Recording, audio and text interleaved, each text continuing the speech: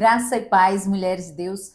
Tudo bem com vocês? Eu sou a pastora Alessandra e estamos aqui em mais um podcast Florescendo no Deserto. Então, tem sido tempo precioso que nós temos passado nesses podcasts, conhecendo o testemunho de mulheres aqui incríveis. E o Senhor tem feito maravilhas. E hoje eu tenho uma convidada mais que especial.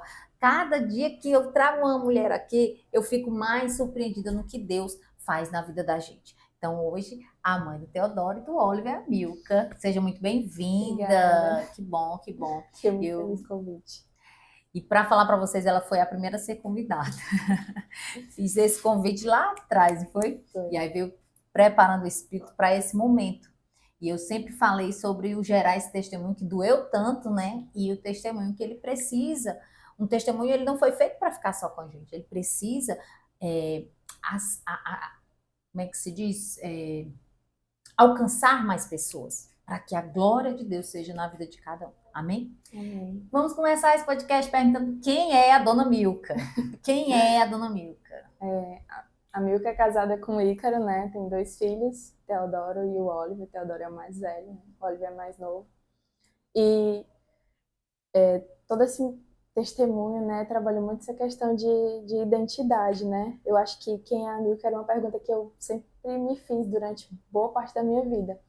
E hoje ter essa identidade firmada no Senhor é algo que finalmente eu consegui alcançar, sabe? É muito bom, né? Ter uma identidade firmada no Senhor, gente, é muito tremendo.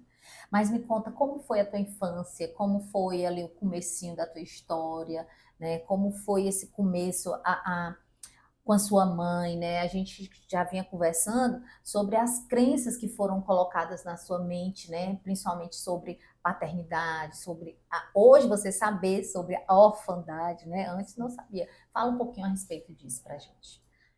Eu fui uma criança que a gravidez da minha mãe foi muito complicada, né? Porque o meu pai ele foi embora, ele abandonou a nós duas quando ele soube da gravidez.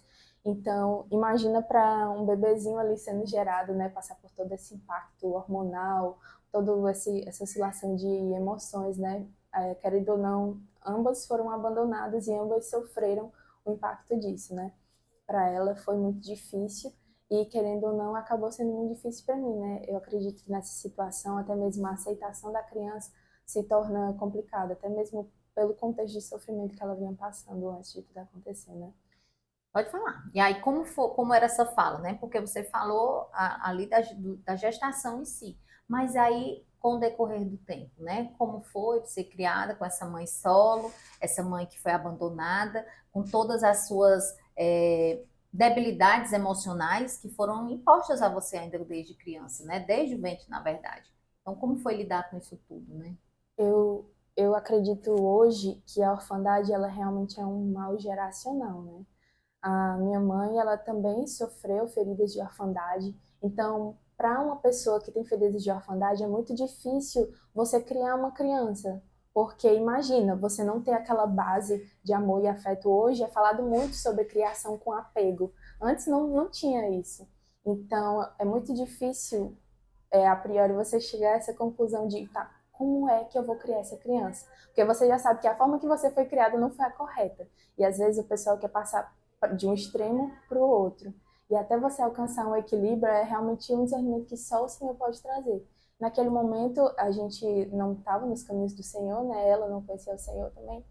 Então, foi uma coisa muito sozinha, né? Foi meio que tateando para ver, tentar alcançar o melhor resultado. Eu acredito que dentro do que ela podia, dentro da base que ela tinha, ela ofereceu o melhor, mas eram 2 pessoas muito feridas, né? O contexto de vida dela já foi de estar sendo muito machucada, a orfandade machucou muito, tantos outros fatores.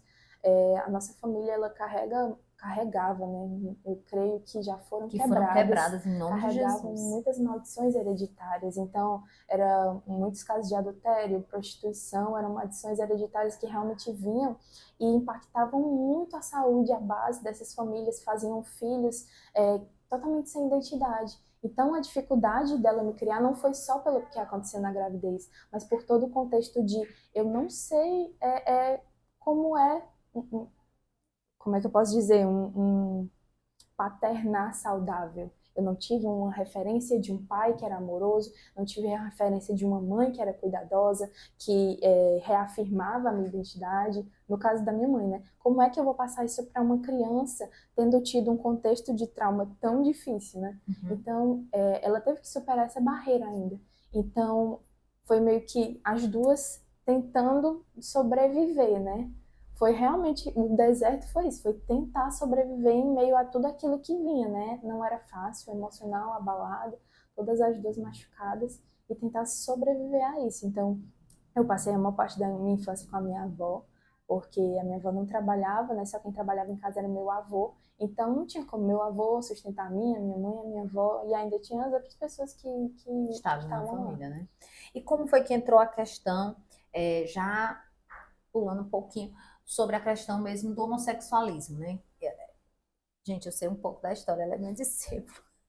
Então, me fala um pouquinho onde foi que surgiu essa questão dentro de você. Hoje nós temos uma identidade firmada, mas antes, né? Sobre essa identidade, como foi essa questão para você? Eu lembro que uma vez eu estava na torre de intercessão, né? E uma pessoa estava falando sobre isso. E falando, né, o quanto é difícil você pregar para uma pessoa que está dentro do homossexualismo, pregar para alguém que está nessa situação, porque dificilmente aceita, né? Que a pessoa intervenha, converse sobre. E eu falo assim, uma coisa que é muito pregado dentro do homossexualismo é que qualquer forma de amor é válida, né? Então você imagina para uma pessoa que nunca conheceu o amor verdadeiro, nunca conheceu o Senhor como esse Abba, como esse Pai, como esse Deus de amor, soube de fato experimentar esse amor. Qualquer amor é É válido. válido.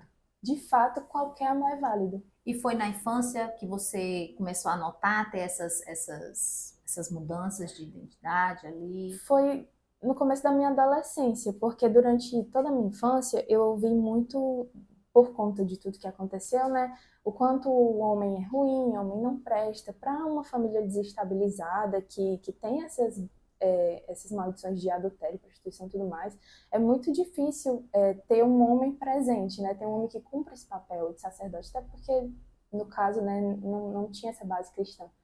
Então, era muito falado isso, homem é isso, homem não presta, homem só faz coisa errada e tudo mais, isso para amenizar ao máximo, né? Mas era daí para pior. É tanto que é uma coisa que eu falo muito hoje para ter muito cuidado, né? Mães que têm filhos e filhas, Já né? deixa essa mensagem já, primeiro de cara, Ter mães muito solos, cuidado, né? mãezinhas que foram abandonadas, que o relacionamento não deu certo.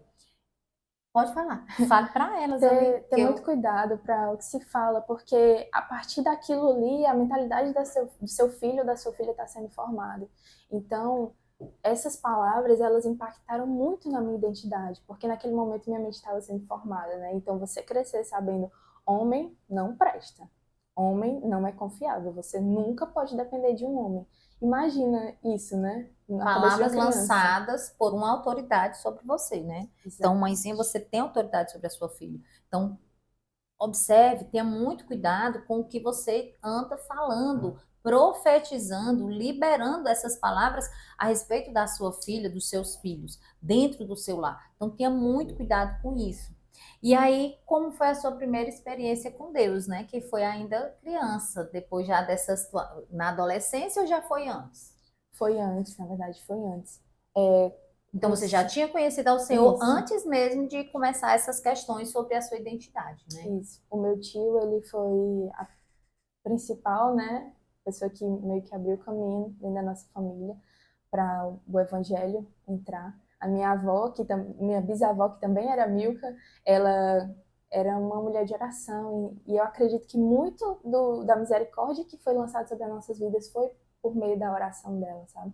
E o meu tio, ele reacendeu essa chama nos nossos corações. A gente começou a se congregar na assembleia que tinha aqui perto. E lá eu conhecia o Senhor, né? E pude entender algumas coisas que tinha. Eu tinha uma divisão aberta, e eu não entendia o que aquilo significava, mas na igreja eu pude entender um pouco mais, né? O que uma criança Uhum. consegue absorver, né? E foi muito rico ver a experiência com o Senhor. Eu sei que lá tem as pessoas falam em línguas estranhas, e o meu maior anseio era, meu Deus, eu quero tanto falar em línguas estranhas, eu tinha esses grandes sonhos de falar em línguas, e eu vi aquelas pessoas tão cheias de Deus, né, e eu queria ser daquela forma, e eu comecei a buscar ainda nova, sabe? E eu lembro que a minha mãe, na época, ela não era cristã, e a minha tia, quando a gente estava indo no caminho da igreja, ela sempre falava assim, Milka, nunca desista de chamar sua mãe para a igreja. Eu sei que você é pequena, eu sei que você é muito nova, mas não desista dela. Sempre que você puder, a convide. E eu ficava assim, meu Deus, eu sou tão pequena, como é que eu vou evangelizar para minha mãe? Como é que eu vou dizer para ela ir para a igreja? E eu ia lá e convidava. Até que, graças a Deus, hoje a minha mãe, ela é crente, né? Graças A a Deus. Deus. Hoje, inclusive, ela está recebendo a posse de pregadora, está sendo uma bênção. Que bênção, coisa boa. E é uma alegria muito grande. Então, assim, eu já tinha essa experiência com Ela o está Senhor, florescendo no deserto. florescendo no deserto, para a honra e glória do nome do Senhor. Bom, Eu já tinha tido essa experiência com o Senhor, já conhecia Ele, mas eu não sei se por ser criança, tinha muita coisa que eu ainda não compreendia, eu não tinha compreensão de que Deus era esse Pai. Querendo ou não, hoje em dia, que ainda tem muitos movimentos de evangelismo voltados para criança, ainda tem essa dificuldade. Imagina antes, né? Tipo assim, não, criança não entende. nossa, hoje primeiro que tá com o celular na mão da criança, né? Aí acha que o celular que vai evangelizar. Então fica a dica, gente. Vai. Então, na época era mais complicado. Então, eu acho que se eu tivesse, mesmo que ainda criança, tido um reencontro real com o Senhor, muitas dessas questões que surgiram por conta da orfandade não teriam vindo de uma forma tão impactante, né? Complementando só o que você tinha falado, quando chegou esse período que veio essa questão do homossexualismo, veio tudo isso, imagina, né, provavelmente de uma criança que não teve um pai, não tinha essa noção do que era o amor, não tinha noção de que era uma verdade, né, em Cristo, chegar a todos esses atrativos, porque as pessoas elas pintam o homossexualismo como uma coisa muito linda, muito inclusiva, tipo, todo mundo te ama, todo mundo te abraça, você é querido, vocês... Então imagina para uma pessoa que não teve essa referência, encontrar nesse movimento, E onde foi que né? você viu? Na escola? Porque você disse que era na adolescência. Em Isso, casa na eram adolescência. evangélicos. E aí, onde foi que você teve acesso a essas informações, essa chegar até você, esse tipo de informação, assim? Por incrível que pareça, muito disso chegou para mim através de novela, sabe? Não é Às incrível, vezes... não. Ela é bem.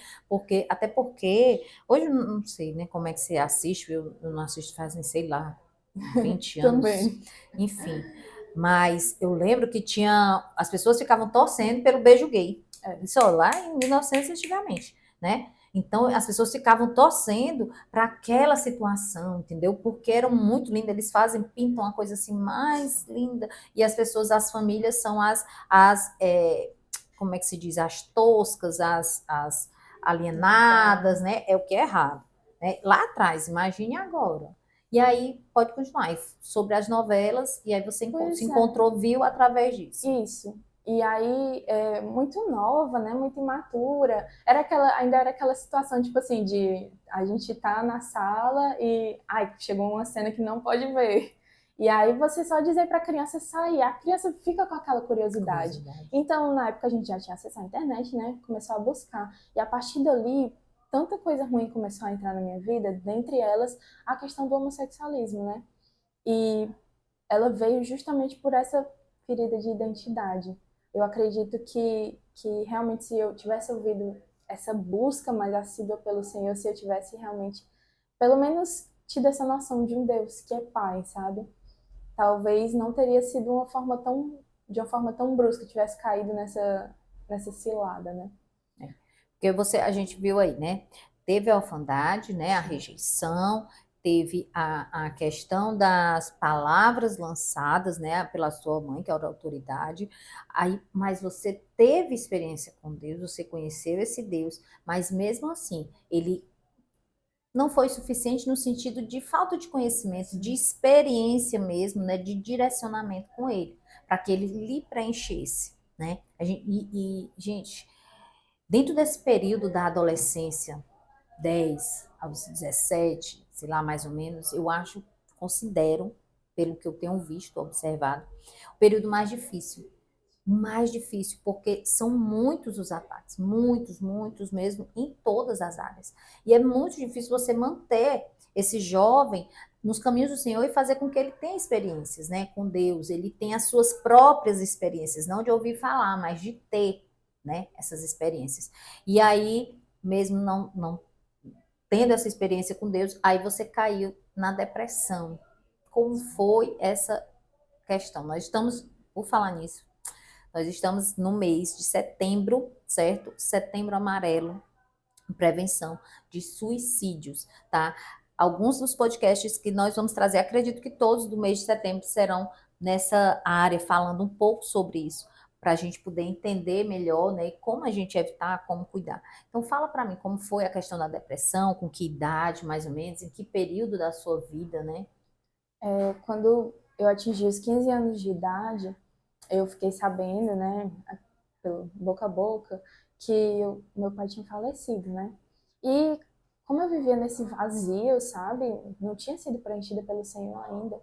A minha expectativa era que aquela situação que eu vivia era terrível, mas que o meu pai ele ia ser transformado de alguma forma, ele ia mudar, ele ia aparecer, assim como o príncipe do cavalo branco, e De ia me restaurar salvar. tudo. Isso, ele ia ser a pessoa que ia ajudar a gente a sair daquela situação, que ia mudar todo o cenário por conta de um posicionamento dele, né? Uhum. E quando ele morreu, para mim foi como se todos aqueles sonhos, todas aquelas ideias, tudo aquilo que eu imaginava e almejava de ter esse encontro com ele, aquilo ali foi por água abaixo. Todas as minhas expectativas foram por água abaixo e foi como se realmente tivessem puxado meu tapete.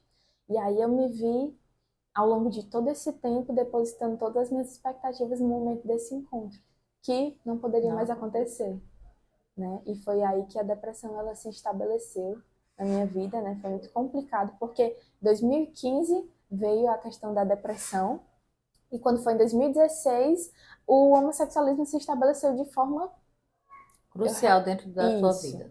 Foi decidir que esse aquilo. E uma coisa que eu acho muito interessante de comentar é porque tem pessoas que acham, tipo assim, o homossexualismo, que é a atração por outra mulher ou pessoa do sexo oposto, se estabelece, e aí só depois vem a questão da ideia do transgênero. E para mim não foi assim. Eu acho que tu ainda ia abordar sobre isso. Não, mas já entrou, já pode falar. Porque tem a questão do homossexualismo. No caso da Milka, não foi o homossexualismo em si, né? Que é o que ela vai falar sobre. Ela queria realmente mudar de Sim. sexo, né? Ela não se via com 15 anos, 16 anos, Isso. como uma figura feminina. Isso ela trouxe para dentro do casamento. Vocês vão saber mais para frente. Mas fala um pouquinho aí como foi, Sim. né? Justamente por conta de essas palavras que tinham sido lançadas, de não precisar de homem, homem não presta e tudo mais, eu decidi que a minha verdade seria que eu seria esse homem. Se um homem não presta, eu não posso confiar em um homem, então eu assumiria aquele papel e faria aquilo com maestria, porque eu já sabia tudo que não poderia fazer, né? Então, chegou a um ponto que não era mais sobre se relacionar com o mesmo sexo, era sobre assumir a figura masculina. Não importa, isso eu não dava nem tanto crédito para estar com uma pessoa do sexo oposto, né? Não era nem sobre Não era isso. sobre o parceiro em si, era sobre Não, você era não sobre se ver como mim. mulher, não era Isso. sobre. Isso, é tanto que as pessoas que me veem hoje, elas se surpreendem, porque eu não tinha esse cabelo. Eu acho que a última vez que eu tive cabelo comprido, eu era pequena, eu era criança, né? Desde então, meu cabelo era mais curto, até que cheguei ao ponto ao raspar mesmo. Meu cabelo era raspado, só tinha um pouco em cima. Então, muito falado sobre performar, né? Eu performava masculinidade. E tudo que era relacionado ao feminino era totalmente aversivo para mim. Eu usava roupas do maior tamanho possível, que já era no intuito de não marcar a minha silhueta, né, não marcar o meu corpo. E teve uma época que eu até cheguei a conversar, né, com o Icaro, falou assim: se eu mudasse de sexo, como seria para ti? Tu me aceitaria? Ou seja, não era sobre se Ícaro é o relacionar. esposo, É o meu gente. Ele, esposo. depois de casado, ela veio ainda ver Sim, sim. essa questão, né? O Ícaro, né, ele foi meu primeiro namorado em 2014. A gente começou a namorar e aí eu, a gente se afastou um tempo, né? E aí, foi em 2017, a gente voltou. E o Ícaro foi realmente uma afirmação do quanto não era sobre o sexo oposto, sabe? Não era sobre isso, era realmente sobre se afirmar como um homem. É tanto que, como você disse, né? Mesmo depois do casamento, mesmo depois da gente estar se relacionando, ainda vinham essas questões sobre mim, porque era muito difícil para mim, até mesmo a questão da submissão, sabe? Sobre se ver como uma mulher submissa. Porque eu não queria ser uma mulher submissa, eu queria ser o O homem. feminismo que eu tô falando para ti. Eu estava Eu falando queria para ser. ela no início que o Florescendo no Deserto, ele surgiu de uma inquietação que o Senhor colocou no meu coração a respeito de tratar o feminismo, escancarar ele, né, dentro da igreja, no sentido de que existem muitas mulheres que estão nesse papel, se colocando como feministas dentro da igreja, não vivendo os princípios que o Senhor tem para cada uma de nós, mulheres, e achando isso normal. Ele vem de uma forma sorrateira, onde você o simples fato de se colocar como submissa ao seu esposo no Senhor lhe traz algo. Se você está ouvindo isso, ouviu a palavra submissão, você já trincou os dentes, você tem um problema de princípio. Então, peça ao Senhor para tratar isso em você. Isso são coisas do feminismo, isso não faz parte da nossa vida cristã. Né? Então, a gente trouxe para expor como o feminismo ele causa inúmeros males. Todos os podcasts que a gente tem falado, e todos eles, dentro da situação, do testemunho das nossas convidadas, ele tem se feito presente, né? Através do feminismo, dessa fala feminista, porque é muito disso, né? A falta, me colocar como submissa ao meu marido? Não, eu quero ser o alfa, eu quero ser o cara, entendeu? Eu quero mandar. Hoje é só o que a gente vê, mulheres mandatárias, mulheres que querem estar acima, querem ser cabeça e não tem estrutura. Eu fui uma, gente, eu fui uma. Vocês vão ouvir meu testemunho ainda, mas eu fui uma, não no sentido, eu sou feminista, eu nem sabia o que era. Mas eu era a própria figura onde eu queria ser a dona da casa, a que mandava, né? No sentido de provedora, no sentido de decidir de tudo. E até que um dia que eu disse assim, o Senhor me mostrou claramente, você não foi feita para isso. Não foi feita para isso. E o meu casamento indo por água abaixo por conta disso. Inversão de princípios. Mas, vai, não é sobre mim, vai. Meu marido está vendo, ele vai dizer, para de falar. Uma coisa que o Espírito Santo me mostrou, depois de todo esse período, é que quando Satanás é ardiloso, quando ele estabelece esse questionamento, né, sobre a identidade, nesse sentido de gênero, né, eu vejo que hoje em dia você não precisa andar muito para você se deparar com esse cenário de hoje, onde a feminilidade ela vem sendo roubada das mulheres. Às vezes elas, eu digo porque aconteceu comigo, né? Eu Sim, posso falar da sim, a minha sua experiência, experiência. com certeza. Eu queria ser aquela menininha, mas toda vez que eu lembrava da menininha, eu lembrava dessa feminilidade, ela me remetia diretamente à paternidade que eu não tive, sabe? Eu lembro de uma fala da pastora Toninha Teresa, que ela falava que tinha uma menina que ela estava arrumada num casamento e ela dizia assim: no meu casamento eu vou estar tão linda, tão linda, tão linda, que o meu pai vai olhar para mim e vai dizer: você é a menina mais linda daqui. E é o pai que estabelece esse valor na filha. É o pai. É por isso que hoje a gente vê muito sobre isso, a importância desse pai que fala que a filha é linda, que tem experiência, tem momentos com a filha e realmente coloca nessa identidade dela o que ela pode esperar de um homem, o que ela pode esperar de um casamento, sabe? Que não seja menos do que aquilo. E toda vida que me vinha essa questão da feminilidade me remetia àquela menina que eu não pude ser. Porque eu não podia Não ser uma tinha menina. ninguém para te afirmar. Exatamente. Não tinha como ser essa menina que, pode deixar que o meu pai resolve. Pode deixar que o meu pai, ele vai por mim. Não tinha. Então, tive que aprender a me virar. E você vê que esse padrão de comportamento de pessoas que têm essa feminilidade roubada é esse. Eu não tinha quem me defendesse, então eu precisei me defender.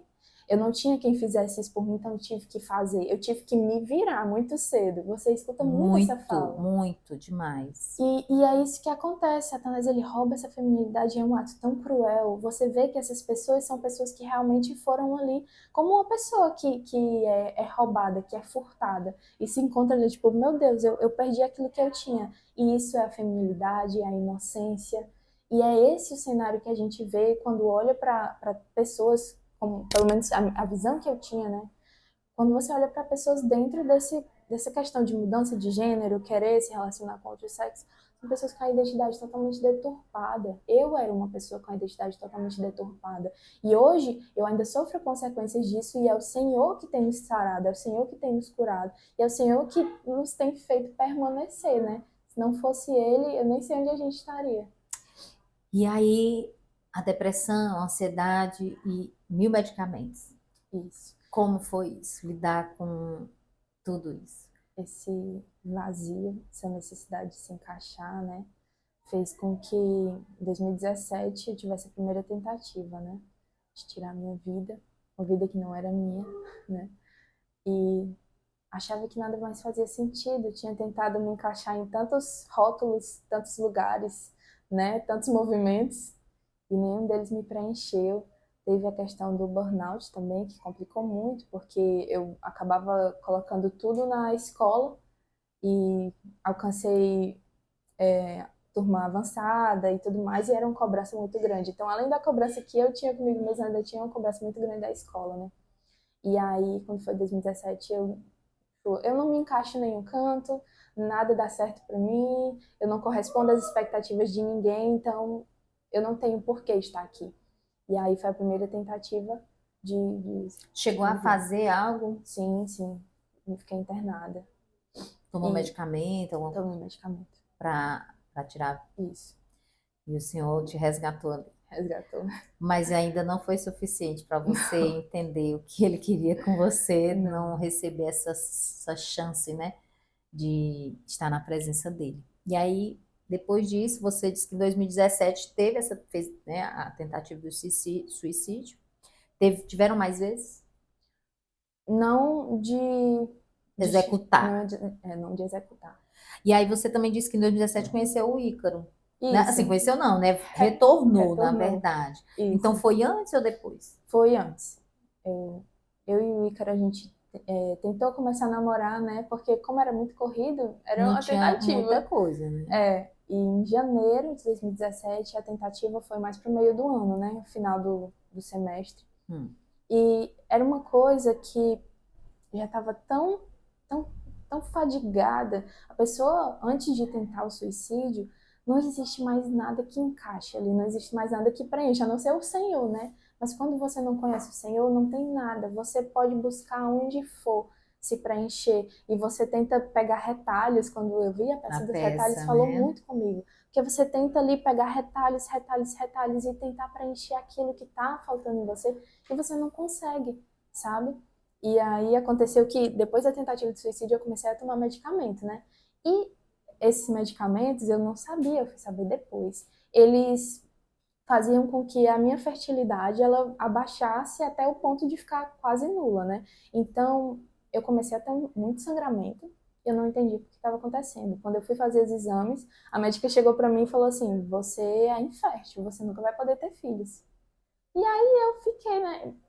A questão do feminismo fazia também muito com que eu não quisesse ter filho. Né? Então, pra mim, foi tipo assim... Diferente. Sabe aquilo assim? Quando você tem, você não quer, dá valor, mas quando tira, dá aquele baque. Então, foi meio que isso. Aí eu fiquei tipo, poxa, eu nunca vou ter filho, e agora? E aí, só que eu e o Ícaro, né? A gente não tava na igreja. E então, a gente acabou engravidando.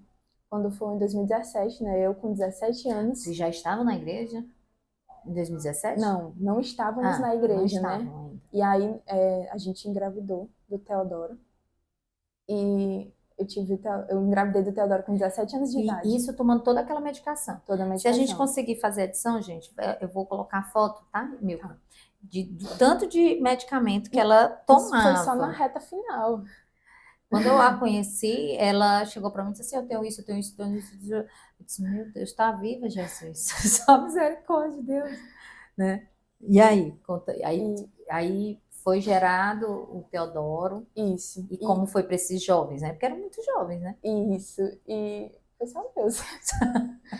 Eu tive que parar com a medicação, né? Eles ponderam muito se vai ser mais benéfico ou mais maléfico. No meu caso, como Estava mais estava estável. mais estável, aí eles optaram por tirar. E aí, quando Teodoro nasce, vem a depressão pós-parto, né? E foi um baque. Eu acho que é uma situação que, por mais que eu tente colocar em palavras, não consigo. Só quem vive a depressão pós-parto realmente tem uma noção do quão ruim é. Os pensamentos que vêm tentam lhe atingir, pensamentos intrusivos, né? Você só pensa o pior de você só pensa o pior daquela situação. É tudo um vazio, você não enxerga perspectiva em nada. Eu lembro que na época o Ícaro trabalhava o dia todo para tentar Suprir as suprir, né? necessidades, né, na casa, a E provisão com mesmo. certeza. E ele chegava muito cansado em casa. E imagina, eu não tinha como sair de casa, né? Eu não tinha. A nossa casa, a gente até fala que era uma caverna, porque era só escuro. E a gente passava, eu e Teodoro, a gente passava o dia naquele escuro. Quem trazia notícia de fora, quem trazia o que tinha acontecido, né? Novidade, era o Ícaro. Então, quando ele chegava, eu queria Conversar e ele sugar. exausto, né? Exatamente. E eu digo que o Senhor, ele é muito sábio, sabe? Porque por tantas vezes dentro dessa depressão pós-parto, eu pensei em tirar minha vida. E era incrível quando o Senhor, ele me colocava paciência e eu ficava, não, eu vou esperar, vou esperar. E aí quando eu pensava que não, o Ícaro chegava. E aí eu me tranquilizava. E aí era o outro dia, A mesma mesma coisa. coisa. Mas graças a Deus não aconteceu nenhuma tentativa, né? Até aqui nos ajudou o Seu Senhor. Senhor. Que bom, até aqui o Senhor nos ajudou. E aí, conheceram a Resgate? Vieram direto para Resgate? Isso. Pois é, 2019 a gente conheceu a Resgate de Vidas, Então, né? Teodoro já tinha mais de um ano. Isso. Aí a gente conheceu a Resgate, começou a vir para cá e foi interessante. É por isso que eu falo que o trabalho da mídia ele é muito importante, porque a gente conheceu a Resgate através do Fala Instagram. da mídia, que a Moody está aqui. Vamos lá falar da mídia. A gente conheceu a Resgate de Vida através do Instagram. Eu também. E a gente pôde ver o quanto era interessante, quantas pessoas estavam realmente ali envolvidas nesse processo de cuidar de vidas, de fazer o melhor para o Senhor. E a gente pensou, eu quero estar nesse lugar. E aí a gente começou a vir para Resgate, a gente vinha lá, quase na Outra Nunes, que a gente morava, vinha com um carrinho, Teodoro pequeno, Empurrando carrinho. empurrando carrinho. E aí vinha e se estabeleceu aqui. A gente quis entrar nos ministérios, só que aí a gente ainda não era casado, né? E aí a gente foi, casou, recebeu as bênçãos apostólicas, né? Do apóstolo Paulo. E foi uma bênção. Só que aí o que aconteceu? Veio pandemia, né? Tudo fechou. E a gente tentou ficar acompanhando remoto, mas não era mais a mesma coisa. E a gente já. Não é a mesma Não é atmosfera, a mesma gente. Não coisa. é. Então, para você que assiste online, venha presencial. Se você não puder, fique num cantinho assim, reservado. Largue de mão o celular, bote lá na TV, no YouTube. Gere uma atmosfera dentro da sua casa, né? Para você aproveitar o ambiente. E aí começaram a se afastar do Senhor. Sim. Oh, tristeza, Jesus. 2020 veio o Oliver, veio pandemia Dentro da e pandemia, dentro da vocês pandemia, tiveram o óbito. Oliver foi. E eu queria ressaltar mais uma vez o quanto é importante. Às vezes a gente acha que o trabalho que está sendo feito na mídia é uma coisa que vai passar despercebido, mas, gente, mesmo eu lembro do pior cenário, assim, eu sentindo dor, de contração e tudo mais, eu colocava na oração da madrugada, ficava ali intercedendo. A gente estava distante, mas o nosso coração ele ansiava pela presença do Senhor, sabe? E eu até comento com a pastora Jo, né? É como se eu já te conhecesse, porque você passou a minha gravidez comigo. Inclusive, dia 1º de setembro. Ah, não vai nada para ver, não vai, deixa. Mas amanhã sou eu que vou fazer. Então, foi muito lindo ver o cuidado do Senhor, né? O Oliver nasceu, graças a Deus, sem nenhuma complicação. Benção. E na pandemia foi quando a gente começou a deslanchar com a loja. E aí como eu até te falei, né? É como o filho pródigo que acabou pegando a porção e se afastou do pai. Do pai. A gente deslanchou, né, com a loja, que foi totalmente providência do Senhor, do início ao fim, mas do momento a gente não tinha maturidade, não conseguia reconhecer e a gente acabou se afastando. E aí se afastaram dos caminhos do Senhor, e aí acabou a pandemia, e foi então onde você teve Aí sim, dentro desse período, né, da pandemia, ok, dinheiro ok, tá? Mas a, voltou toda aquela questão de mudança de sexo, de ter a sua profissão, do feminismo muito mais forte, pelo que eu entendi, né, do que a gente conversa, onde queria ter uma profissão, ter sua vida, não queria ser mãe, não queria se colocar como esposa, dona do lar e tudo, não é isso? Sim. Então fala um pouquinho a respeito desse momento, que foi o quê? Pós-pandemia ou já foi durante a pandemia? Vocês já estavam nessa... A pandemia, ela complicou muito, né? O estar em casa, não poder sair, complicou muito, né? Como a depressão, ela estava estabilizada, mas ela vinha em picos, né? Porque eu creio que aí a gente já vai chegar agora no deserto, gente. Eu considerando, né, vários, né? Porque deserto a gente vai, sai e floresce e tal, mas pelo contexto geral, eu entendo que esse foi o maior deserto, né? O maior deserto foi nesse momento aí, onde a família foi desfeita, né? E aí conta um pouquinho a respeito para a gente poder... A loja, a gente começou em 2020, né, com o processo da loja, até 2022. O Senhor, ele quis que acabasse, não tava sendo... O nome dele não estava sendo glorificado ali, né? Foi uma coisa que nasceu do coração do Senhor, mas a gente não estava honrando a isso, né, devidamente. Então, esse momento acabou realmente impactando muito nessa visão feminista, né, mais aflorada. Porque o que acontece? Ele ainda era o provedor, né? Eu não fazia nenhuma atividade remunerada na época, então a provisão ainda vinha dele. E aí vinha a questão da submissão. Eu achei muito interessante o que você comentou, né? Quando eu ouvi a palavra submissão, eu já ficava assim, porque era exatamente isso que acontecia comigo. Quando eu ouvi a palavra submissão, não era nem que eu ficava com raiva, eu achava engraçado. Porque na minha família não existia. Homem coloca ali no cantinho a mulher que tem que se suprir. Então, isso foi muito pregado, muito pregado. Então, realmente a submissão para mim não existia, né? Não era uma possibilidade. Então, nesse período que o Ícaro ele era o provedor, mas realmente a gente começou a deslanchar, isso veio como uma afronta, tipo assim, tá, ele tá fazendo tudo isso, e tu, o que que tu tá fazendo? Aí eu comecei um curso, né, na área da veterinária, e eu acabei desenrolando muito cedo, consegui um emprego. E aí, tava no emprego, tava ganhando muito bem, só que o que acontece? Lá tinha influências terríveis, que combinavam justamente com essa área de pessoas que também não tinham identidade firmada, pessoas muito vazias, tinha muita gente envolvida com o sexualismo lá, pessoas que viviam em festa, tinham uma vida muito vazia, sabe?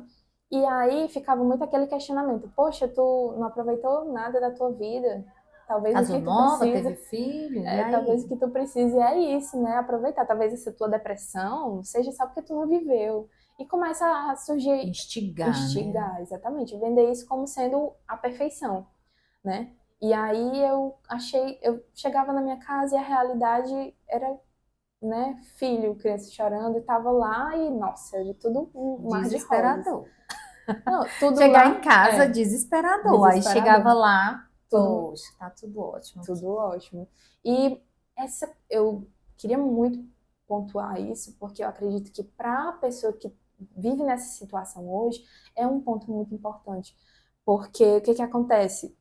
Você se vê ali naquela mesmice, o lar, por mais que você faça tudo isso, na realidade de uma dona de casa, né? Mas que você faça tudo, nem sempre você recebe o reconhecimento que você gostaria. E eu ansiava muito por isso, uma pessoa muito vazia, né? Precisava muito desse reconhecimento.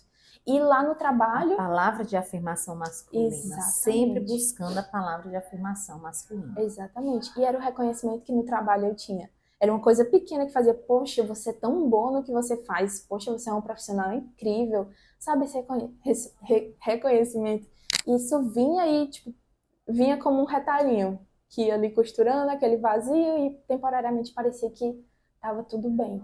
Então, o bem-estar veio muito dessas migalhas que o pessoal jogava, sabe? De, você é muito boa, você faz isso tão bem, você, sabe? Só levantando. Chegava em casa, não era assim, não era esse cenário. E eu lembrei de uma coisa que você me falou, que aí você propôs, né? Você até comentou aqui que propôs a ele, né? E se eu mudasse de sexo, né? E se eu fizesse essa mudança, como é que seria e tudo? Cogitou essa questão dentro, já casada, né? Sim. Tendo filhos. Isso não foi assim, já com a família estruturada. Sim.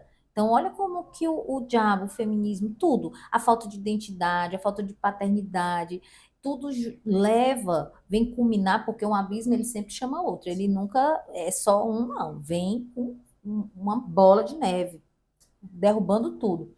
E aí, como foi a reação dele, eu lembro que até uma coisa que você comentou, né, um dia pra gente, assim, até vestes masculinas, né, lingerie não existia, Não. Era cueca mesmo. Eu usava as roupas do Ícaro. E pra gente, acabou sendo normal. Eu usava as blusas do Ícaro, eu usava praticamente as roupas que eu usava eram as roupas dele.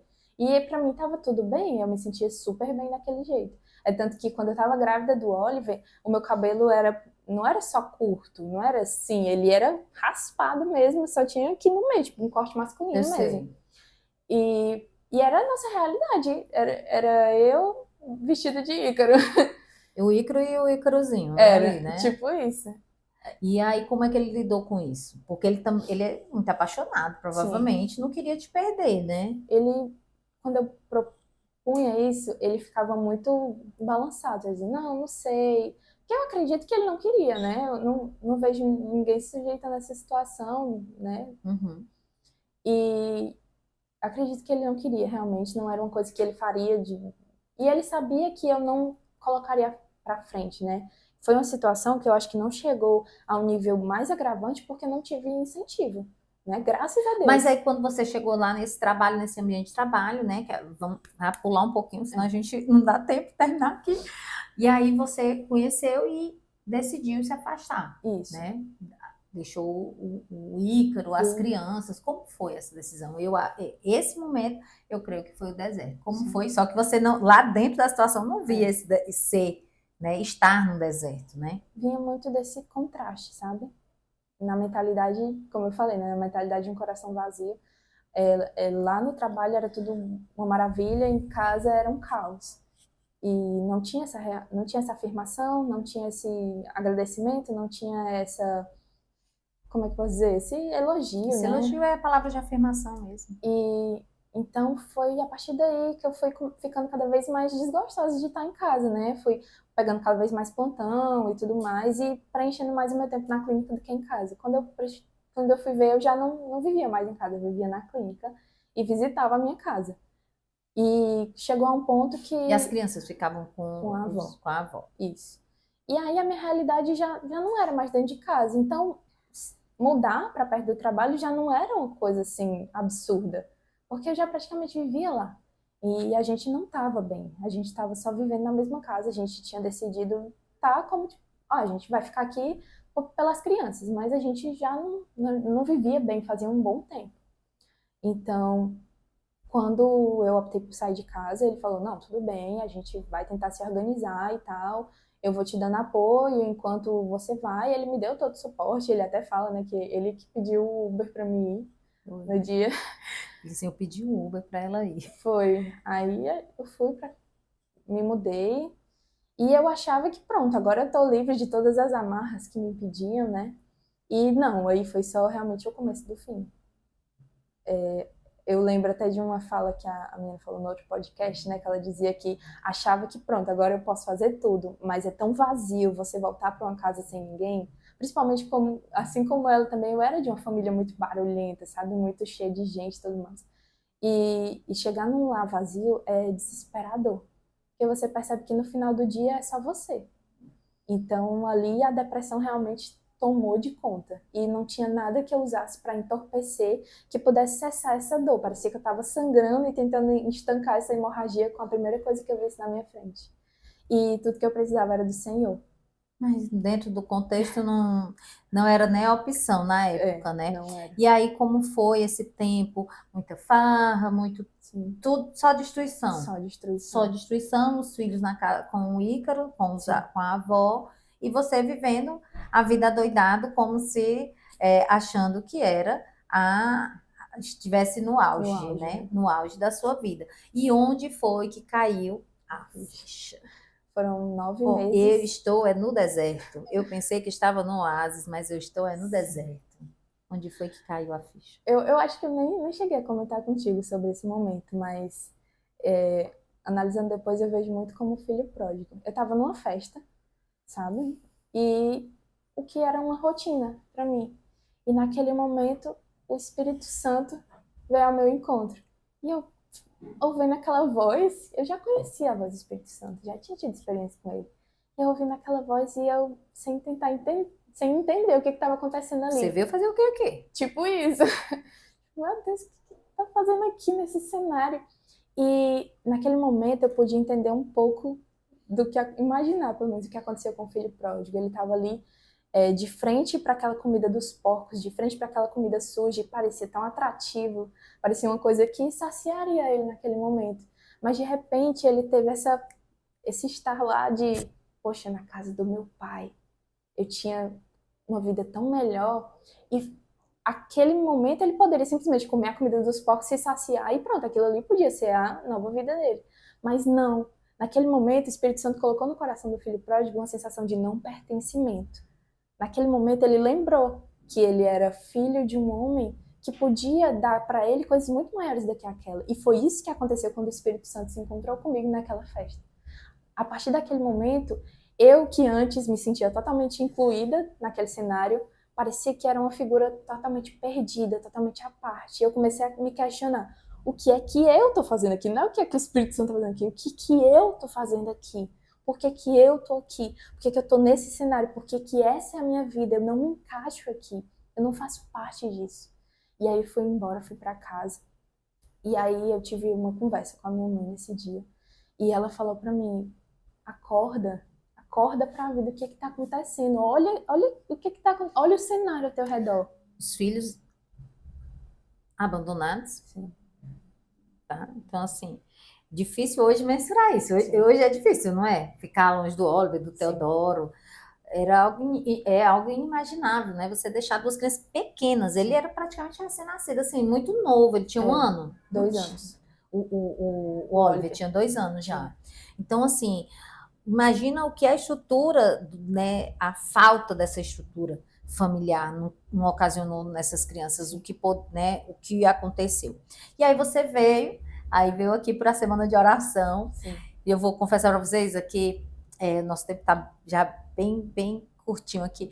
E aí quando estava lá e eu vi a Milk no canto chorando, eu disse, todo dia tinha ido embora, ela lá chorando, eu disse assim, ai meu Deus, eu não conhecia, né? Ela tinha vindo assim E aí eu disse, ai Jesus, eu tô tão cansada. Aí ele disse, não, vai lá. Eu fui falar com ela e ela falando, eu disse, meu Deus do céu, gente. Eu disse, minha filha, você tá viva por quê? Como que pode? Eu tenho isso, eu tenho aquilo, e contou. E aí disse assim, eu quero o meu casamento de volta, eu quero a minha família de volta. Eu disse, tá louca. Tá louca, gente. Né? E a gente conversando, eu, meu esposo, o apóstolo, a gente disse assim, aí o Ícaro veio, né, inclusive, aí ela foi... E ela veio lutar. Ela veio para quem? Para quem pode. Dos pés do Senhor. Ele pode todas as coisas. E aí, vamos contar desse florescimento, porque o deserto, ele foi lugar de passagem, passou. Não que hoje ainda não tenha consequências, né? Existe a lei da semeadura, eu sempre falo isso. Então, existem consequências, ainda está sendo o resgate, né, das crianças, enfim. Mas como foi, né, o processo, voltar para a casa do Senhor, voltar para um relacionamento, né, reconquistar o coração do seu esposo? Eu vejo assim, tem muitas pessoas que têm testemunho dentro dessa restauração e falam assim, eu fui buscar a restauração do meu casamento achando que quem precisava ser tratado era ele, quem precisava ser tratado era eu. Então foram 9 meses gerando essa transformação. Às vezes as pessoas acham que é assim, né? Pronto, voltei, tá tudo bem, vamos ficar... Mas não, gente, quando você sai, fica ali... Feridas, muitas feridas abertas que precisavam ser tratadas, colocada óleo ali, tratadas, levar ali para o estabelecimento para poder ser cuidado, né? E a gente pôde acompanhar. Eu já tive aqui dentro de mim, algumas vezes querendo chorar, mas eu não vou borrar minha maquiagem.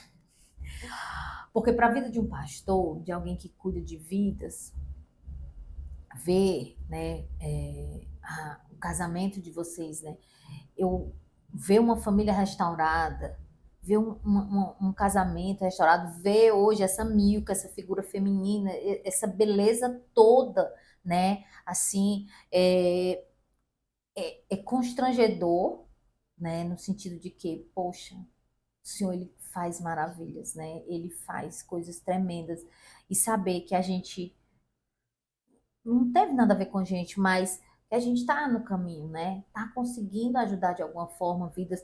E eu lembro que foi bem pelo nosso testemunho também, né? Que a gente compartilhou com vocês e vocês viram que se talvez deu certo para eles, né? Vai dar certo. E a gente tem visto o caminhar de vocês, a sede por Deus, a sede pela presença de Deus. É lógico que ninguém está dizendo que é um mar de rosas. Ninguém está dizendo isso, meu filho, porque a vida do crente não é um mar de rosas, mas é todo um processo. E os princípios estão sendo restabelecidos, né? Então, como tem sido, para a gente finalizar, a última pergunta, não falo mais, prometo, sobre como foi, né? Restabelecer esses princípios, restaurar essa família, o casamento, né? Como foi esse momento, como está sendo, florescer dentro de todo esse deserto que foi passado, né? Porque eu acho que hoje as coisas velhas foram deixadas para trás e tudo se fez novo, né? Eu volto mais uma vez para a questão da orfandade, né? Eu estava até conversando esses dias com a minha mãe, falando, é muito difícil você ser esposa quando você não tem essa experiência sendo filha. Então, uma semana antes do casamento, né, vocês fizeram ministrar, né, nosso casamento, e uma semana antes eu tive um encontro com o Senhor. E eu percebi que as dificuldades que eu enfrentava no meu casamento com o Ícaro eram porque eu colocava nele a expectativa que eu tinha para aquele pai que ia chegar no cavalo branco. Então imagina você carregar esse fardo de esposo e ainda carregar esse fardo de pai. Então o Senhor me deu uma visão e a partir daquela visão eu encontrei aquela Milka que estava ainda lá presa, lá há muitos anos atrás, esperando pelo pai que não vinha. E o Senhor Jesus, ele aparecia na porta da minha casa. E eu lembrava daquele versículo que diz, eis que estou à porta e bato. Quando você abrir, eu entrarei e cearei contigo. E foi isso, eu permiti que o Senhor tivesse entrado. Eu já conhecia o Senhor, eu já tinha me reconciliado com Ele, mas faltava ir um nível mais fundo. Faltava realmente pegar aquelas feridas e dizer, Senhor, tudo que eu tenho são essas feridas e eu te entrego. Porque eu acredito que o Senhor pode fazer com que elas realmente floresçam, se tornem algo que vai ser proveitoso para o teu reino. E a partir disso seja gerado testemunho. Gerar testemunho dói, mas é algo que na frente é tão benéfico. É necessário. É necessário. E esse processo se tornou muito mais fácil, mais leve. Não estou dizendo que é perfeita, né? Como você falou, mas se tornou mais fácil a partir desse momento que essa orfandade começou a ser quebrada. Porque a orfandade, ela faz com que a gente anseie tanto pelo um retorno positivo da outra pessoa, a gente espera muito mais da outra pessoa do que ela deveria dar pra gente num relacionamento normal. Não tô dizendo que você não precisa ser elogiada, cuidada, né? Mas a gente dentro de cada esfera, de cada papel, né? Ele papel de esposo, não de pai. Exatamente. Mas quando tem esse vazio existencial, você quer que aquela pessoa te supra em tudo que você necessita. E é só o Senhor que pode suprir isso. E eu aprendi isso justamente vencendo esse deserto. Estava falando hoje, né, no devocional sobre Esté. Esté, se Esté não tivesse passado pela orfandade, será que ela teria como sabedoria para poder chegar no reinado e vencer aquilo, enfrentar aquela adversidade? Então eu acredito que tudo que aconteceu foi importante para chegar aqui e viver esse novo, né? A promessa que a gente recebeu é que a glória da segunda casa seria maior que a da primeira. E realmente tem sido. E eu acredito que é só o começo. Eu creio. Veio com a blusa do encontro, inclusive. Foi. O encontro foi tremendo? Foi tremendo. Foi tremendo, foi tremendo demais. Então, se você não fez o encontro dia 1º de novembro, se inscreva já. E eu queria finalizar aqui agradecendo a sua participação, né? Ter se exposto, né? Expor toda a sua vida, todos esses detalhes aí que poucos sabiam, né? E eu creio que Deus, como você disse, é só o começo. Deus vai fazer grandes coisas, Ele tem grandes projetos para a vida de vocês. Cabe só ler um versículo? Cabe. Eu queria trazer, porque eu acho que é algo que uma pessoa que passa por uma situação de depressão, ela precisa saber. Salmo 139, versículo 13 ao 14, que fala assim: Pois tu formaste o meu interior, tu me teceste no seio da minha mãe. Graças te dou, visto que por modo assombrosamente maravilhoso me formaste. As tuas obras são admiráveis, e a minha alma o sabe muito bem.